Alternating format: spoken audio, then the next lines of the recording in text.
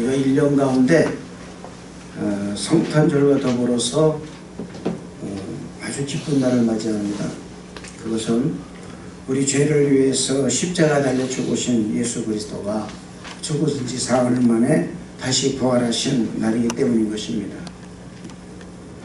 그러나 예수님의 부활을 오직 1년에 한 번 돌아오는 연례 행사로 여긴다면 그것은 예수님의 이 부활의 진정한 의미를 잘 모르게 된다는 거예요. 진정한 부활의 의미는 예수님의 부활이 나의 부활이 되어야 됩니다. 그러기 위해서는 우리의 믿음이 예수님의 부활을 믿는 부활의 믿음이 되어야 하는 것입니다. 예수님의 부활이 나의 부활이 되어야 부활의 믿음이 생기는 것이고, 예수님의 부활이 나의 부활이 되어야 산 자와 죽은 자의 차이가 무엇인지라는 거예요. 내가 살아있다라는 것, 이것은 여러분 내가 부활의 믿음을 가지고 있을 때만이 존재하는 것입니다. 산 자와 죽은 자 차이는 엄청난 차이예요. 여러분, 우리가 세상 사람들을 보고 뭐라고 합니까? 살았다나 죽은 자로 갑니다. 믿음 있는 사람들 사이에 부활의 믿음을 가지고 있느냐, 아니면 부활의 믿음이 아닌 사두개인의 믿음을 가지고 있느냐에 따라서 산자와 죽은 자가 갈리는 거예요. 저는 여러분들이 산 믿음, 부활의 믿음을 갖기를 주님 이름으로 축원을 드리겠습니다.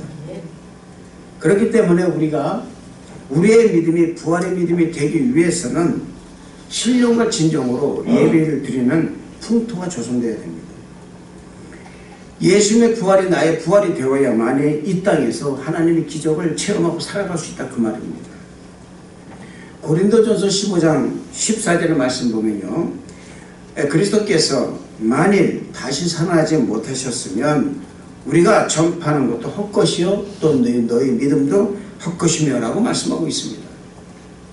또 16절에서 19절의 말씀 보면, 만일 죽은 자가 다시 살아나는 일이 없으면 그리스도도 다시 살아나신 일이 없었을 터이요, 그리스도께서 다시 살아나신 일이 없으면 너희 믿음도 헛되고 너희가 여전히 죄 가운데 있을 것이요, 또한 그리스도 안에서 잠자는 자도 망하였으려니, 만일 그리스도 안에서 우리가 바라는 것이 다만 이 세상 삶뿐이면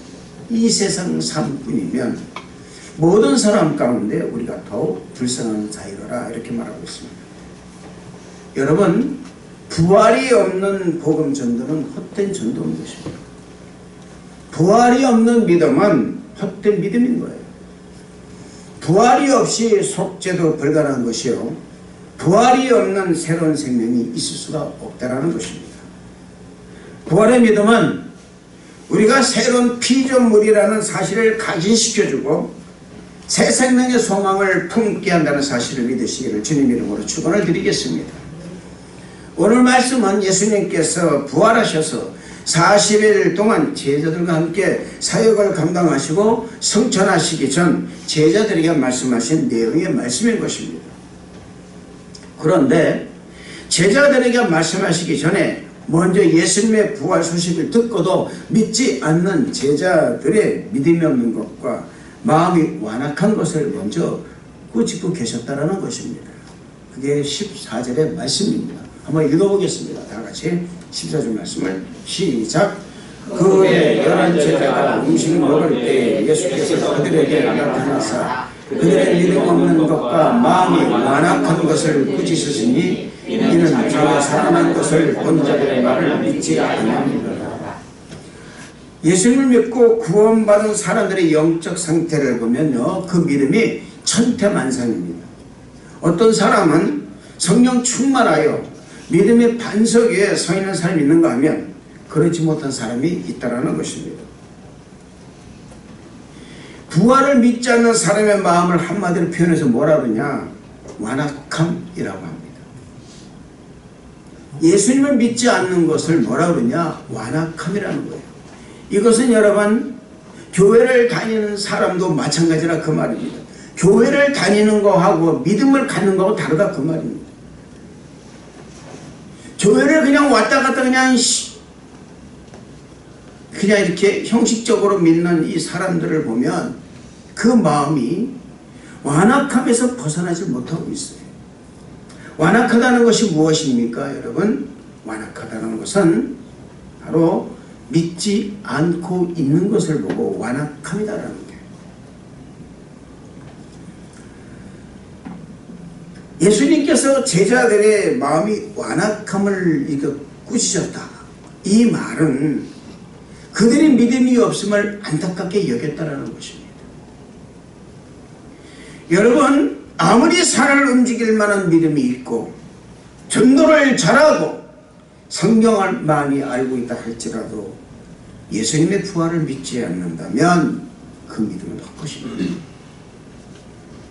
고린도전서 15장 12절 말씀 보면 그리스도께서 죽은 자 가운데 다시 살아나셨다 전파되었거늘 너희 중에, 여러분 너희 중이라는 이 말이 무슨 말이에요? 너희 믿는 사람들 중에 이렇게 말하는 거예요. 너희 중에, 믿는 사람들 너희 중에, 교회를 다니는 너희 중에 어떤 사람들은 어찌하여 죽은 자 가운데 부활이 없다 하느냐라고 이 사도 바울이 꾸짖고 있어요.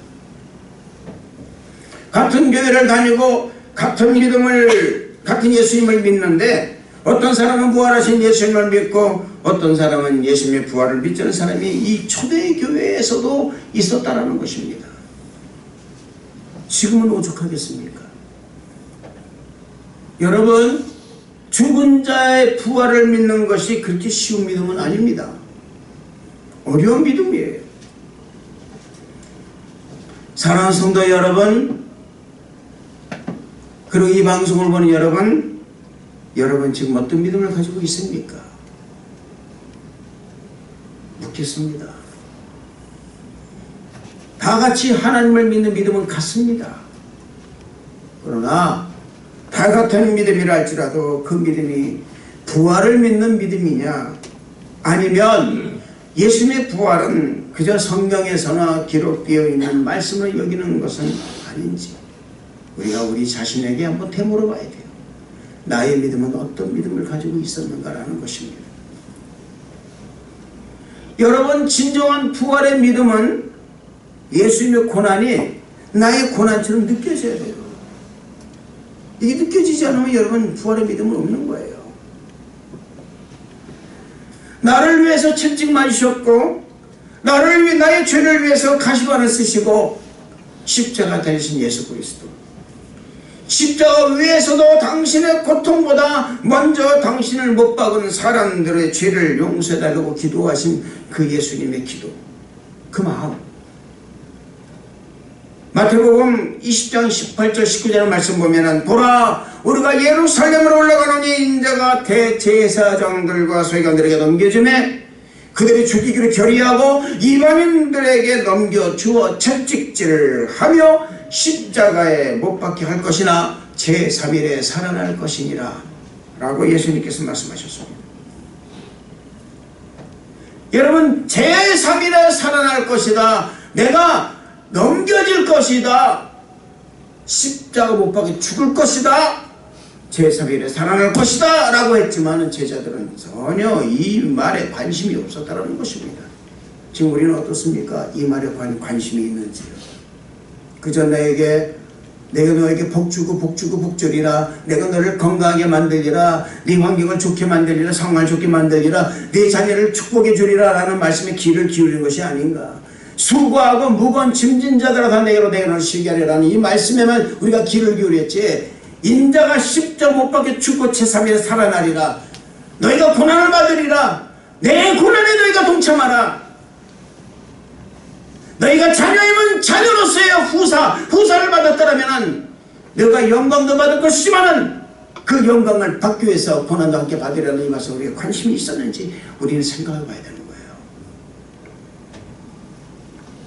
여러분, 우리 예수님은요 예루살렘으로 가는 분명한 목적이 있었습니다. 그 목적이 무엇이냐, 바로 그것은 대제사장과 서기관들에게 넘겨지고 고난당하고 십자가에 못 박혀 죽으시는 것이 목적이었습니다. 이런 목적이 어디 있어요, 여러분? 생각해 보세요. 여러분, 우리의 삶을 통해서 안에 사람들의 삶을 통틀어서 죽음이 목적인 사람이 어디 있겠습니까? 죽음을 목적으로 세운 사람이 어디 있겠어요? 나는 죽어야 된다, 그 말이거든요. 나는 죽어야 한다. 아마도 여러분, 저는요, 제가 알고 있는 모든 우리 성도 여러분들, 아니면 여러분 이 방송 보는 여러분들, 아니면 예수님을 믿고 구원받은 모든 성도 여러분들의 목적은 죽음이 목적이 아니었을 거예요. 어떻게 하든 내가 사는 것이, 어떻게 하면 내가 복을 받는 것이 목적이었을 것입니다. 그런데 우리 주님은 죽음을 목적으로 삼고 죽음을 위하여 예루살렘으로 오시고 계신다는 거예요. 여러분, 우리 주님께서 겟세마네 동산에서 그렇게 땀방울이 핏방울 되도록 기도하신 이유가 어디에 있다고 생각하십니까? 그 일이 얼마나 힘이 드셨으면 아버지 얼마나 하시거든 이 고난의 잔을 내게서 지나가게 하옵소서라고 기도하셨겠어요. 그리고 그 사역을 너무나 당신이 감당해야 되겠기에 우리 주님 말씀하십니다. 기도하십니다. 그러나 내 뜻대로 마옵시고 아버지 뜻대로 하옵소서. 이런 기도로 이렇게 마무리 지셔야 되겠습니까? 살아서 얼마든지 여러분 메시아 될 수 있었고, 살아서 얼마든지 모든 인류를 통솔하시고 통치하실 그런 예수님이셨지만 당신은 죽으셔야 된다, 그 말이에요. 이게 아버지 뜻이었다는 거예요. 내 뜻을 이룬 것이 아니라 아버지 뜻을 위해서.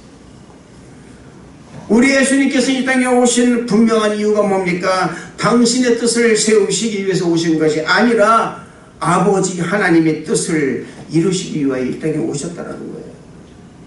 우리는 인생을 살면서요, 뭐라고 말합니까? 내 인생은 나의 것이에요. 그렇습니다, 여러분. 내 인생은 나의 것이에요. 그렇기 때문에 내가 싫으면 안 하면 돼요. 싫으면 안 가도 되고요. 가고 싶지 않으면 안 갑니다. 내가 먹고 싶지 않으면 안 먹는 거예요. 먹고 싶으면 먹는 거예요. 술 먹고 싶으니까 먹는 거예요. 담배 피우고 싶으면 담배 피우는 거예요. 나쁜 데 가고 싶으면 가는 거예요. 왜? 내 인생은 나의 것이기 때문에 그렇다, 그 말입니다. 나의 것이기 때문에. 내 입에서 독한 말 나와도 돼요. 어떤 사람 카톡에 올라온 거 보니까 말입니다. 희한한 욕을 올려요. 이 세상에 대해서 이상한 말을 막 써놓고 그러다, 그 말입니다.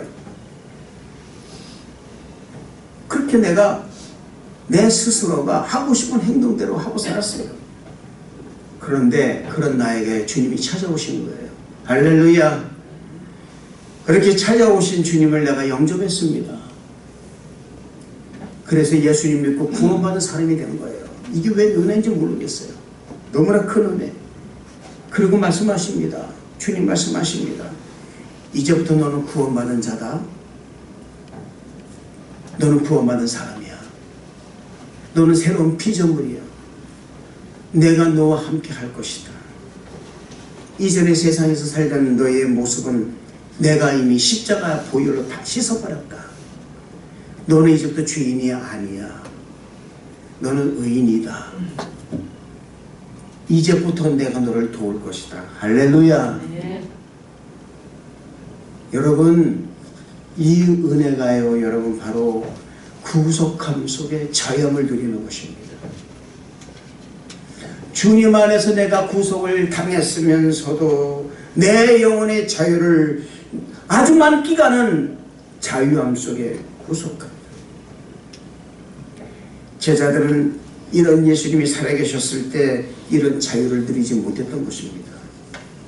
눈에 보이는 예수님, 귀에 들리는 예수님, 손에 잡히는, 손에 만져지는 예수님 믿었고 보았기 때문에 죽은 자가 다시 산다라는 그렇게 이 말을 그렇게 많이 들었지만은 그것을 믿지 않고 귀담아 듣지 않았다라는 거예요. 여러분, 설교를요, 매주 하는 설교를 귀담아 듣지 않으면 여러분이 떡을 먹을 수가 없는 거예요. 할렐루야. 떡을 먹을 수 있는 길은 어디입니까? 여러분이 말씀을 본다고 떡을 먹는 게 아니에요. 주의 종의 입을 통해서 나오는 하나님의 말씀은 그 말씀이 바로 떡이라는 겁니다.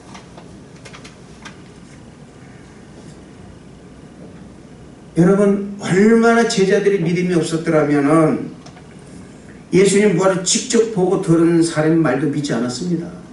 기가 막힐 일이에요.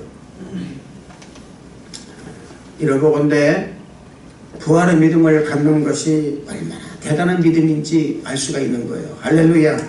저는 성도 여러분 모두 다 이 부활의 믿음을 소유하시는 성도가 되시기를 주님 이름으로 축원을 드리겠습니다. 부활의 믿음을 가져야 복음을 전할 수가 있는 것입니다. 부활의 믿음을 가져야만이 말씀대로 살 수가 있는 능력이 생기는 거예요. 구원의 확신이 든다 그 말입니다. 그래서 오직 예수, 오직 복음으로 살아가게 되는 거예요. 세상 바라보지 않고요. 하나님 말씀만 보고 살아간다 그 말입니다. 부활의 믿음이 있을 때 코란데 신앙이 형성되는 거예요. 살아계신 하나님을 내가 모시고 산다 그 말입니다. 내 앞에.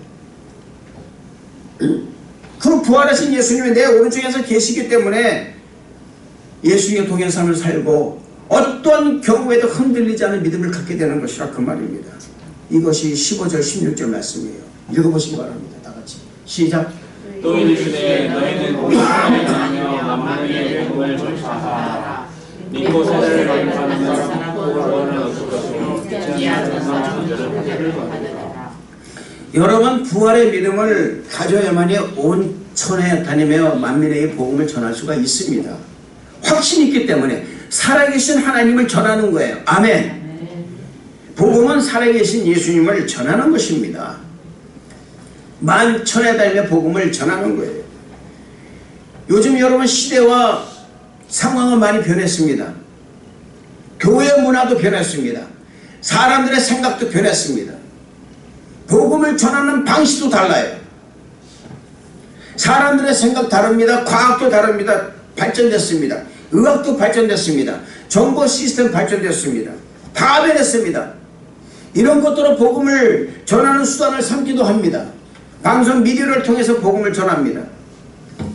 그러나 한 가지 변하지 않는 것이 있어요. 그것이 바로 복음이라는 거예요. 할렐루야. 세상은 나더라도 복음 변하지 않는다는 것을 믿으시길 바랍니다. 예수 그리스도의 말씀, 예수 그리스도는 어제나 오늘이나 영원토록 동일하다는 사실을 믿으시기를 주님 이름으로 축원을 드리겠습니다. 구원은 뭡니까? 오직 예수를 믿어야 구원받는 거예요. 아멘. 복음을 듣고 받아들이고 진리를 받는 사람은 구원을 받게 되는 것이라 그 말입니다. 할렐루야. 이 만도의 진리는 흔들리지 않는 거예요. 이것이 바로 코람데 신앙입니다. 어떤 경우에서도 나는 구원받은 사람이다라는 거예요. 이 구원의 확신이 있는 사람은 흔들리질 않습니다. 그 이유는 우리 하나님께서 그 사람의 오른쪽에 가서 계시면 그러는 거예요. 하나님은 항상 자신 앞에 모시고 사는 사람이 되기 때문에 살아있는 믿음이 된다 그 말입니다. 그러나 믿지 않는 사람은 자신의 죄로 인해서 정죄를 받게 된다 그 말이에요. 정죄를 받는 거예요. 여러분 요한복음 3장 18절의 말씀을 보면 이렇게 말합니다. 그를 믿는 자는 심판을 받지 아니하는 것이요 믿지 아니하는 자는 하나님의 독생자의 이름을 믿지 아니함으로 벌써 심판을 받은 것이니라 이 말하고 있습니다. 믿지 않기 때문에 벌써 심판을 받았다는 거예요. 복음을 듣고 받아들이고 부활하신 주님을 믿는 사람은 하나님의 놀라운 그 영광과도 들어가지만 복음을 들으면서도 받아들이지 않고 믿지 않는 자는 이미 세상에 살면서 이미 벌써 심판을 받았다는 것입니다. 그 사람이 아무리 잘 살아도요. 우리가 여러분 복음을 전하는 이유가 왜 어딘지 아시면 바로 여기에 있는 거예요. 여러분이 복음을 전해야 되는 이유가 여기 있다 그 말입니다. 왜 복음 중심으로 살아야 되느냐 이유가 여기 있는 거예요. 믿는 자는 이미 구원을 받았고 의의 상급을 받게 되는 것이고 믿지 않은 자는 이미 세상에 살면서 이미 정죄를 받았고 심판을 받았다 그 말입니다.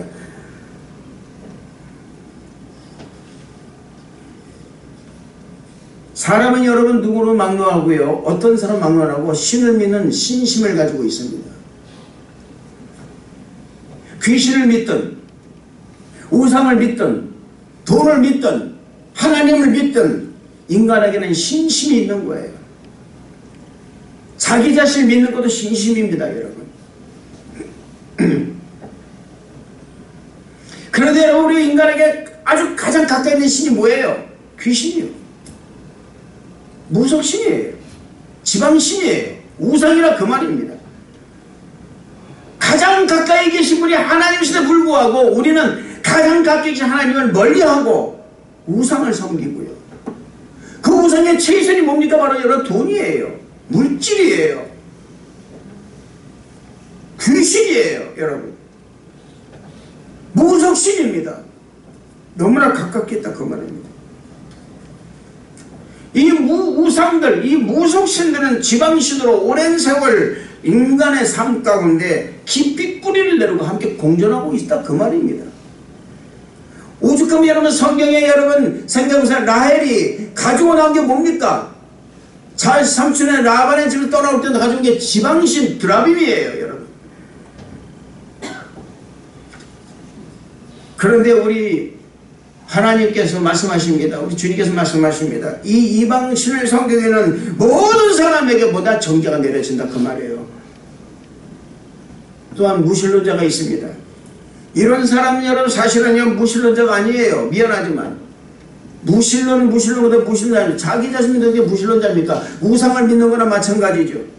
자기 자신을 믿는데 우리가 제대로 알아야 돼요, 여러분. 우상을 섬기고 있는 거예요. 자기 자신을 믿기 때문에 자기 자신이 우상이 되어버렸다 그 말입니다. 이런 사람들이 믿는 게 뭡니까? 바로 돈이에요. 물질이에요, 여러분. 우리 예수님께서는 이런 사람들을 향해서 믿지 않은 사람들이라고 아주 정죄를 내려버렸다 그 말입니다. 그렇기 때문에 믿지 않는 자는 정죄를 받고 살아갈 수밖에 없게 되고 후에는 반드시 심판을 받게 되었다 그 말이에요. 여러분 오늘 부활주의라고 해서 주님 부활하신 날 사망 것을 깨뜨리고 너무나 잘 알아요. 사망 권세를 깨뜨리신 주님이 무엇 하시냐 그 말입니다. 말씀하십니다. 믿는 자는 구원을 받는 것이고 믿지 않는 자는 정죄를 받으리라. 여러분 이것은요 오늘날 예수님 믿고 교회를 나오지만 형식적으로 믿는 사람들 향해서 울리는 경종과도 같은 거예요. 내가 어떻게 예수를 믿고 있냐 그 말이에요. 지금은 모릅니다, 여러분. 특히 우리 젊은 세대 몰라요. 그러나 이제 우리 저같이 우리 성도 여러분들 같이 나이가 지금 들고 60이 넘고 그러면요 이걸 알게 되는 거예요. 내가 어떻게 살아야 되겠다. 그걸 여러분 저는 우리 젊은 우리 형제 여러분들도 깨달으라 그 말입니다. 내 인생을 어떻게 살아야 돼? 삶의 가치를 어디에 두고 살아가냐 그 말이에요. 여러분 부활을 믿는 신앙은 세상이 감당할 수 없습니다. 절대 감당하지 못합니다. 저는 성도 여러분들이 이 주님의 부활을 믿는 부활적 신앙을 갖게 되시길 주님 이름으로 축원을 드리겠습니다. 세상이 감당 못하는 여러분 그런 세대로 여러분들이 거듭나시기를 주님 이름으로 축원을 드리는 것입니다. 17절 18절 읽어보겠습니다. 다같이 시작. 믿는 자들에게는 이런 표적이 따르리니 곧 그들이 내 이름으로 주시를 쫓아내며 새 방언을 말하며 뱀을 집어올리며 무속을 마실지라도 훈을 받지 아니하며 강는 사람에게 손을 얹은 사람을 나으리라 하시니라. 여러분 여기 믿는 자는 이런 표적이 따르리니 그들이 내 이름으로 귀신을 쫓아내며 새 방언을 말하며 뱀을 집어올리며 무슨 독을 마실지라도 해를 받지 아니하며 병든 손을 나으리다. 할렐루야. 5가지예요. 너희는 온 천하에 다니며 만민에게 복음을 전파하라. 믿고 침례를 받는 자 세례를 받는 사람은 구원 얻을 것이요 믿지 않는 자는 정죄를 받으리라 말하고선 믿는 자들에게 이런 표적을 따른다. 이 5가지 표적이라 그 말입니다. 5가지 표적. 내 이름으로 귀신을 쫓아낸다고 그랬어요. 할렐루야. 나사렛 예수 이름으로 명하는 귀신은 나를 떠나갈지어다. 떠나가는 거예요, 여러분. 어떤 사람들에게 믿고 신뢰를 받고 구원을 받은 사람에게 나타나는 표적이라 그 말입니다. 새 방언을 말한다고 그랬어요, 여러분. 여러분 믿는 자들이요 귀신을 어떻게 쫓아내요? 예수 이름으로. 할렐루야.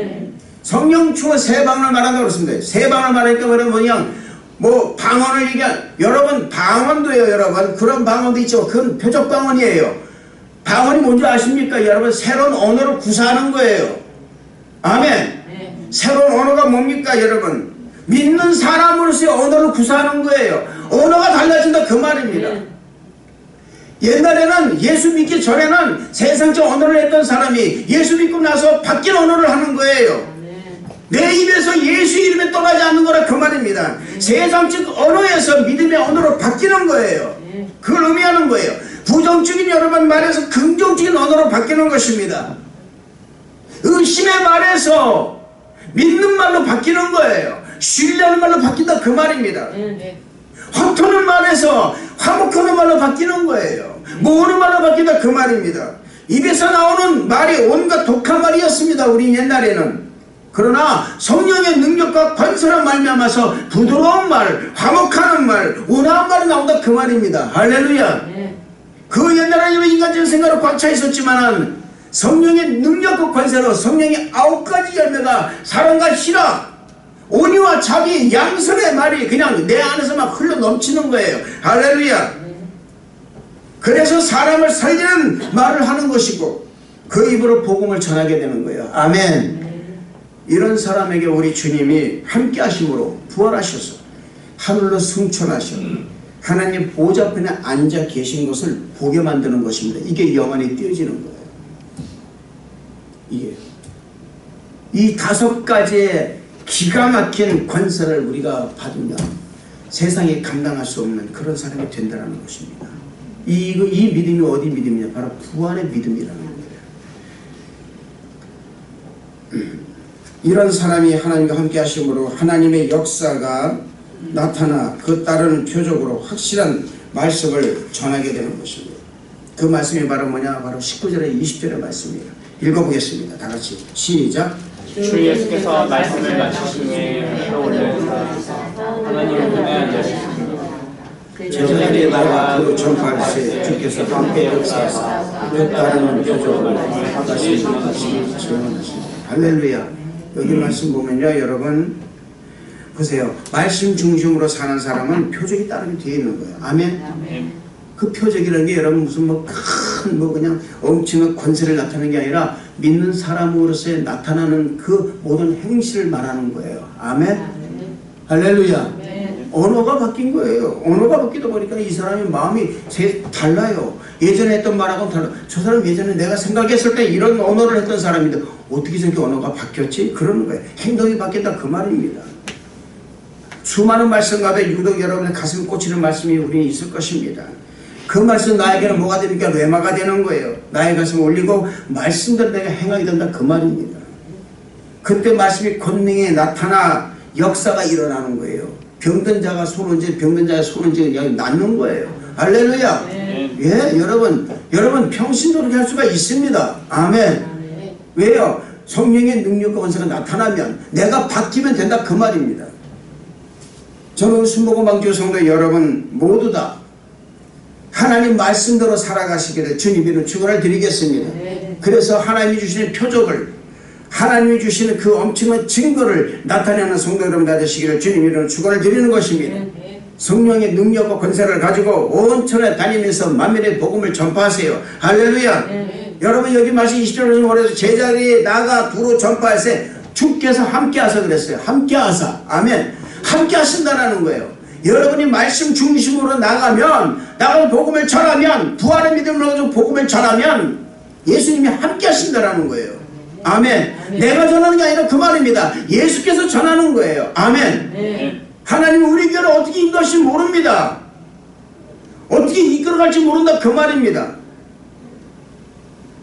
그런데 우리가 여러분은 말씀도 제대로 준비하지 못하고 마음도 제대로 준비하지 못한다면 하나님 우리를 이끌어 가실 때에 그 이끌어가는 방향을 우리가 갈 길을 못 잡고 갈 수가 없다라는 거예요. 하나님께 이끌어 가시는데 우리가 믿음이 없다면 못 간다 그 말입니다. 그럼 우리가 믿음으로 준비하고 말씀으로 준비한다면 하나님께서 렛츠고 했을 때 우리는 아멘하고 따라갈 수 있다 그 말입니다. 아멘. 저는 그런 여러분이 되시기를 주님이 축원을 드리는 거예요. 우리 교회가 무조건 여러분 그냥 뭐 했다 준비 안 하면 아무것도 안 돼요. 그 준비를 어떻게 하느냐? 우리가 인간적으로 준비하는 것이 아니라 하나님 말씀으로 준비하는 거예요. 할렐루야. 그랬을 때 하나님께서 렛츠 고 했을 때 우리가 아멘하고 갈 수 있는 저와 여러분이 된다는 것을 믿으시기를 주님 이름으로 축원을 드리겠습니다. 말씀의 표적을 구하시기 바랍니다. 말씀 안에 사시는 성도를 나서실 주님의 축원을 드리겠습니다. 성령의 능력과 권세로 악한 원수 마귀의 유혹과 계계를 물리치는 우리 사랑 성도를 나서시기를 주님 이름으로 축원을 드리는 것입니다. 이것이 바로 부활의 신앙입니다. 이것이 호람되어 신앙의 근간이 된다는 사실을 믿으시기를 주님 이름으로 축원을 드리겠습니다. 기도하겠습니다. 은혜와 사랑이 충만하신 좋으신 하나님 아버지 감사와 찬양을 드립니다. 하나님의 은혜로 충만하게 임하여 주시고 우리가 부활의 신앙을 가져서 언제 어디서 무엇을 하든지 하나님을 높이며 하나님께 영광 드리는 우리 귀한 성도들에게 허락하여 주옵소서. 감사를 드리옵고 예수님 이름으로 기도드렸나이다. 아멘.